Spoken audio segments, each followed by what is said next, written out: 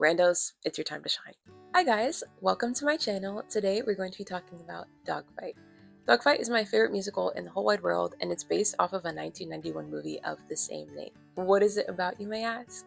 Basically, it's about a group of Marines who, on the eve of JFK's assassination, plan a party called the Dogfight. Everyone puts $20 in the pot, and whoever brings the ugliest date wins all the money. Wait, guys, don't clutch your pearls. Stop screaming.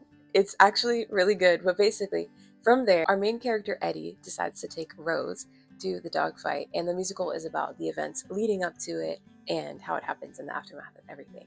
So you might be like, Michaela, why do you love this horrible, horrible, bad musical? To which I would say, it's not horrible, horrible, or bad. It's actually really, really good. So first of all, I love it because the music is so good. It does such a great job of blending folk music and more traditional band soundscapes into what we come to expect from a musical, like what every musical sounds like. Probably the reason why it's so good is because it's written by Pasek and Paul, who, if you haven't heard, they've actually, you probably haven't heard of them. They've done a few little indie projects like La La Land, The Greatest Showman, the newest Snow White movie, so just like mostly underground stuff, but they're very, very good and you should check them out if you haven't heard of them before. Aside from the music, I love the themes so much. Like, we're talking toxic masculinity, we're talking, this was the Vietnam War, by the way. The reason why JFK's assassination is important because it puts us in a time frame. They're going off to the Vietnam War.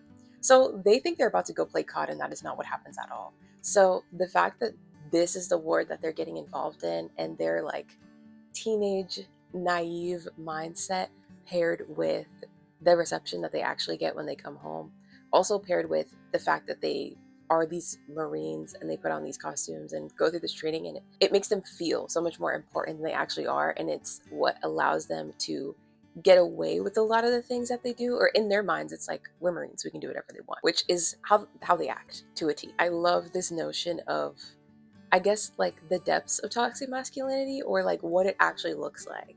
I know that's a term that was like loved in the mid 2010s. We kind of abandoned it, but it's true. And because I love it so much, I'm going to be reimagining it into a Broadway musical, a movie musical, and a movie, kind of talking about the changes or what it would look like in each of these forms, hence reimagining. So there are three core issues. Before we get into that, there are three core issues that I think anyone who undertakes this project would have to address. The first one is that during the song Hometown Heroes Ticker Tape Parade, there is an incident, basically the coercion of a hired worker to perform an act that she did not want to perform, if you're catching my drift. If you're not, just know it's really bad. So, I mean, and the scene itself isn't graphic, but it's just uncomfortable, and it's like, oh. So basically the purpose of the scene is to kind of show us, like I was saying before, the extent to which the Marines take this mentality of, we're soldiers, we can do whatever we want, like everyone has to listen to what we say. I get that, but I think this scene inherently hurts the whole structure of the show, because I think the worst thing that the Marines do, that all of them have to be guilty of, is the dogfight. Because having a party to see who can bring the ugliest girl, I don't think I have to tell you that's bad. I think that's rock bottom. And from there, we work our way up, but I just don't want there to be this other thing that completely alienates us from them, because it's important in the end, when they go off to war and bad things happen to them, we have to feel some sort of empathy, and we have to think about the fact that, like, they're literally teenagers, or they're 20, 21, which doesn't excuse the dogfight, but I think it can excuse them, like, dying these horrible deaths in a war they didn't care about for a country that doesn't really care about them. So if they do this bad thing during Hometown Heroes Ticker Tape Parade, then we lose all sense of connection for them. We hate them, and we think that they deserve what happens to them on the battlefield, which I don't think should be the case.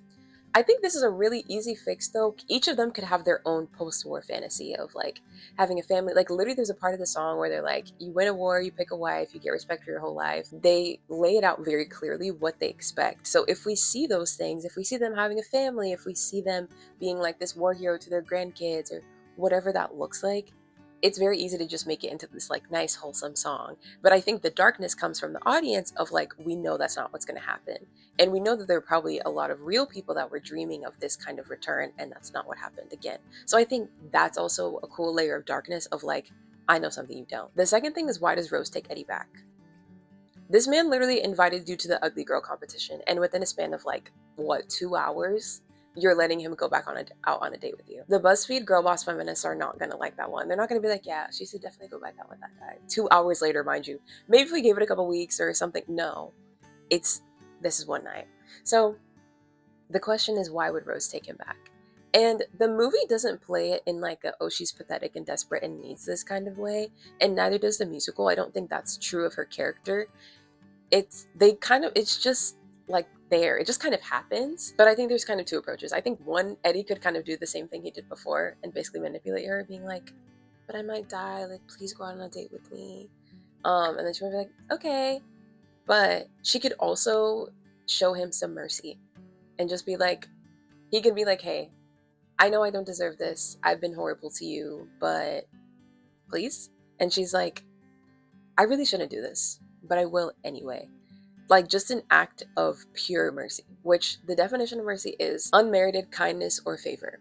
So, which I think would also be an interesting theme to kind of explore or something to touch on for our society. The last thing is, well, they do have a party that's about bringing dates that are unattractive. If we put this on a stage, or if we make it into a movie, no casting director is going to find someone that's actually quote unquote ugly.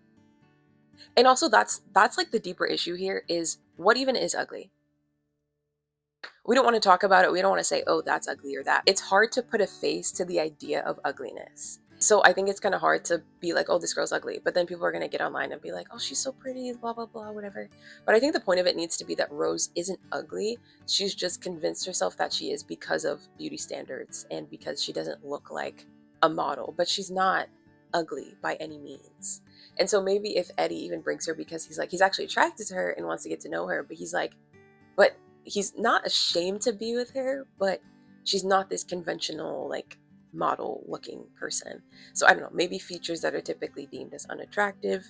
What those are sounds like the problem of a casting director and not me. But I think even if we have Rose like looking at magazines or seeing posters of what this idealized woman looks like and how she looks different from that, it's like, oh, even though she is beautiful in her own way, she's been taught to have such a rigid view of beauty that she can't even see the beauty in herself because of what she's taught to look at around her. Yeah. So those are the problems. Problems. Hometown hero, you're a problem, girl. No. But the other ones, it's kind of just like, okay, we need to find a way to make a seamless transition for them into the story and for people to not be like, I would just say no and go to sleep when he asked her out again. Next part is we're actually going to get into the fun stuff, which is talking about like what I think each version should kind of look like. And they actually get more detailed as we go along. So Broadway musical, girl, no notes. It's perfect. Like once they changed the blocking for Hometown Hero, I'm not going to say her full government name, for Hometown Hero, it's perfect. Like I love that song. I think it's so good. And it's very, again, I think obviously the song itself is very dark, but you don't even have to do something as heinous as what they did in order to portray the darkness of the song. Again, I think our outsider perspective and their kind of controlling mentality and seeing the way they think, I think that's dark enough. So yeah, honestly, I have no notes. Hopefully this will be a Broadway debut because it was off Broadway when it first premiered, which off Broadway is just a theater that has 200 or less seats compared to like a full-size theater, which is, well, bigger than that. But yeah, I think this would work so well if those other things were dressed. I think this would work really well. Honestly, musicals that are just about a bunch of dudes are really popular right now. Like you could just copy and paste the Outsiders cast and bam, you have Dogfight. Like it's perfect. I don't have any name drops. I'm also going to do a name drop for each one of these. I don't have any name drops because the best people on Broadway are the people that you've never heard of. So randos, it's your time to shine. Now, the second one is a movie musical, and the thought of this troubles me. I can't lie. I hesitate. I'm like, guys, would people even take this seriously? Like a bunch of Marines just bursting out into song or singing "Can I Take You Out Tonight?" Like, that's kind of goofy. But when it gets more serious, I'm like, are people gonna like? Is this gonna be stupid? Is this gonna work? I honestly don't know, and it causes me to like really think, because I think when you're watching a musical, the medium through which the story is told, like you're watching someone stand on a stage and sing, so you're not even thinking about the fact that they're just stopping what they're doing and singing everything about how they feel. You're just like, okay, this is the medium by which this is told. But I think when we watch a movie, there's animation, yes, so we're like, okay, the filters are down, suspension of disbelief is there, like, cool, this is an animated movie, we can do anything. But when you have real people moving around in space and you're watching them, I think there's a level of realism that's expected. And so I think that's one of the reasons why movie musicals are kind of hit or miss, because it's like, does this feel like a commercial, or does it actually genuinely feel like people that are experiencing these things? And then that's how you get stuff like the Les Mis movie that was trying to be super gritty and realistic, but it's like people don't actually break out into song when they're feeling all these emotions. So it's never going to be realistic. That's not how the medium through which people communicate. But then I also think, I'm like, well, Chicago won Best Picture, and that's a musical. So maybe I'm being too harsh. But then I'm also like, Chicago plays into the camp and the over the top nature of theater, where something like this is trying to be more grounded and realistic. So I'm like, and I'm thinking about the last 5 years. I'm also thinking about West Side Story. Steven Spielberg literally directed an adaptation of West Side Story, and I feel like no one cared. Maybe it was because it was the end of the pandemic. Maybe it was because certain controversial people were in the movie and going through scandals at the time. I don't know what the reason was, but no one cared. And I'm like, wait, guys, this movie is so good. So I'm like, if that movie flops, what hope do we have for Dogfight? Honestly, I think our best hope is to do a theatrical release, no matter how successful, get it on a streaming platform, and hope an audio goes viral, and then that feeds into the streaming loop, and the girlies will like it. Like, obviously, people on TikTok like musicals like Epic and Hamilton, all this stuff. Like, it's not that musicals are a dying medium. Whether or not people like them, it's 50-50. There's no telling.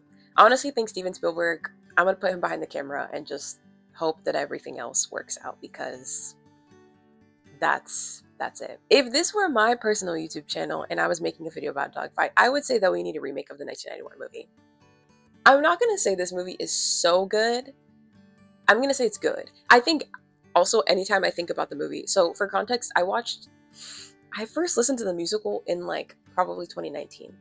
I watched the movie probably like 2021, 2022. So there was a little bit of time in between. But I think whenever I watch the movie, I'm thinking about the added layers and characterization and the context that is added by the musical. So those two experiences together create a more elevated viewing experience, or at least like contemplative experience in my mind. I keep putting my hand up.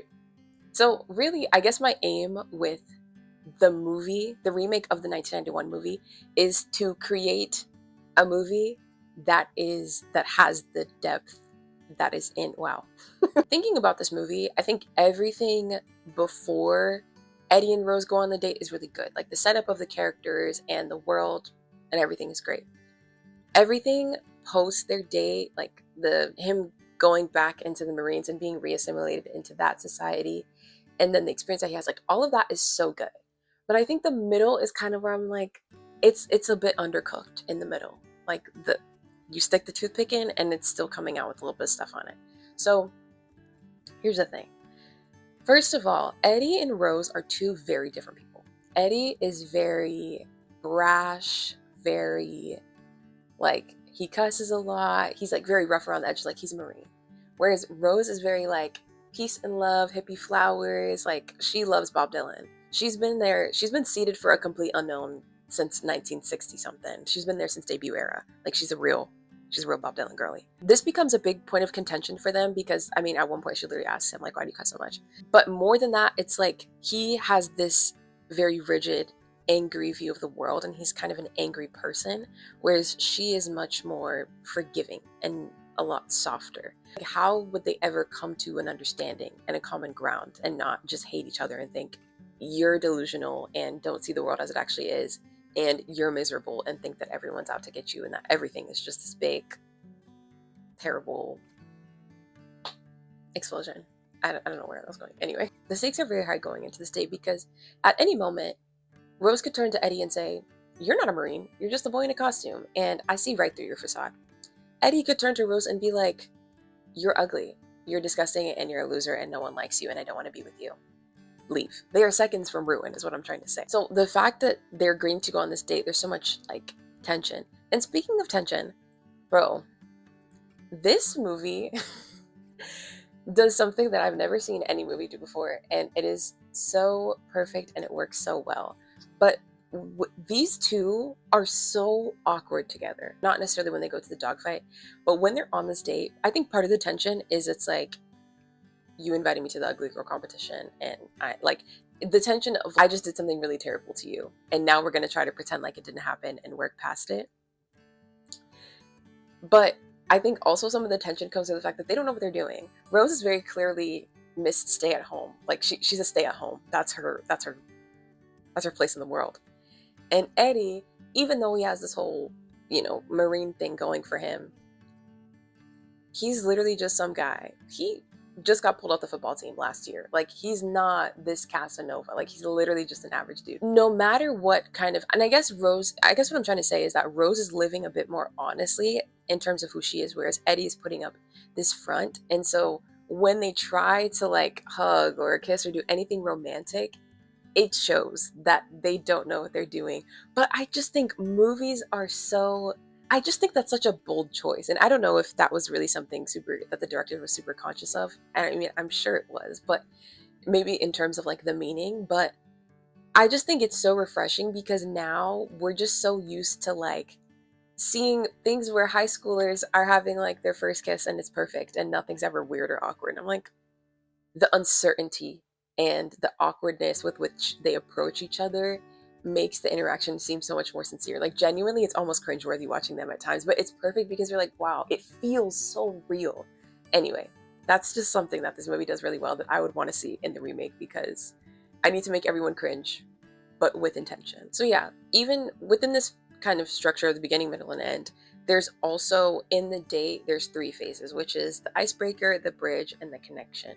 So the icebreaker is self-explanatory. For them, it's this date where they go to a restaurant. It's like this super fancy restaurant, but they're clearly not prepared and they're like fish out of water, and it's actually very funny. And I think that does a good job of kind of like lightening the mood between them for them to actually like come to some sort of understanding, common ground. This is kind of an and/or situation, but I kind of think the first way is by Eddie appealing to Rose through logic. He's like, listen, Bob Dylan and all these folk singers that you like, they're angry.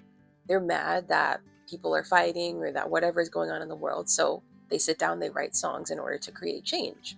Like, we're the same. I'm not this big angry monster. The anger that you see in me is also in all those people that you look up to and that you follow, and it's also in you, and that's what drives you. Like, his view is that anger is what makes the world go round. It's what gets people moving, gets people going. But I think we could also eventually get to a place of Eddie just being honest and being like, maybe I wasn't always this angry person, but like, my life has radicalized me. I think he would say that word for word, that he's been radicalized. But I'm going to refer to my notes for this next part. But imagine for a moment Eddie Birdlace is your average 18-year-old boy. He plays football, gets decent enough grades, has a bit of a testosterone-induced temper. He wakes up one day on the opposite side of the country about to fight a war he didn't start, and he's mad. He's mad because he wasn't expecting to cure cancer or anything, but he deserved to live. He deserved to get his factory job, get married, and live his mediocre life. Now he's going to be just another body in a field, or worse yet, a war hero, and he's mad. You guys hear that? I honestly don't know if the camera's picking it up, but that sounds like an Oscar-winning monologue to me. Obviously written better because subtlety is our friend. But yeah, like him just being like, I'm literally just some guy. This was not my war, and I'm mad. Now, would this necessarily be congruent with like 1960s patriotism? That sounds like something for a screenwriter to figure out and not me. And I think this genuine, I don't know, fear, confusion, frustration, all of it would mix together to actually get Rose to empathize and be like, you're just a kid. Like, you're literally just like me. Like, I can't imagine going off to fight a war right now. So then they bond. My other thing, on the note of the emotions in the musical being explored more in the movie, there's this song called Before It's Over that Rose sings. And she's basically talking about, like, at one part of the song, she literally says, happy that I'm here, happy that it happened. So basically, like, she's reflecting on this whole experience and she's kind of like, I'm kind of grateful for this. Why? Is it from the perspective of like, I'm happy that I got to meet you?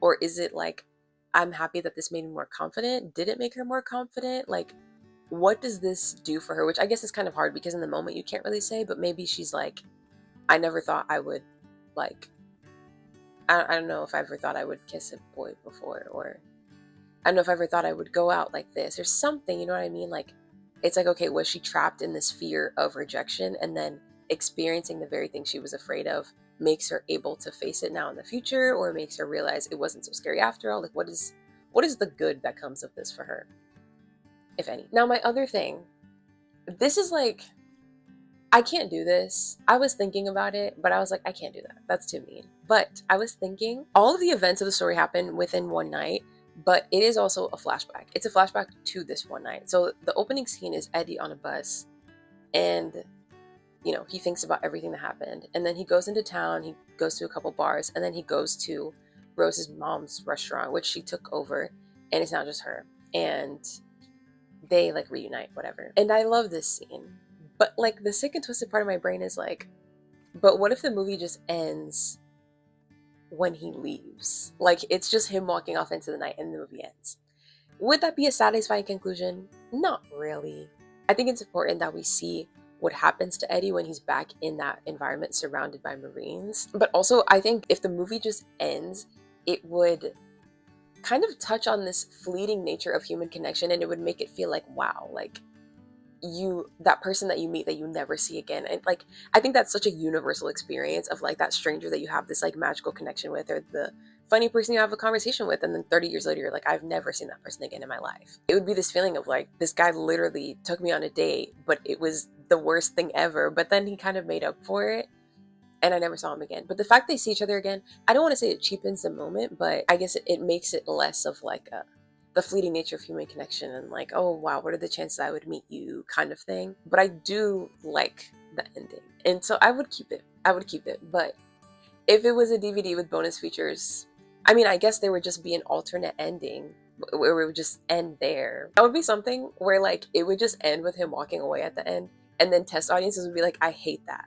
And then it would be like, oh, well, we did actually film another scene. Let's put that in instead.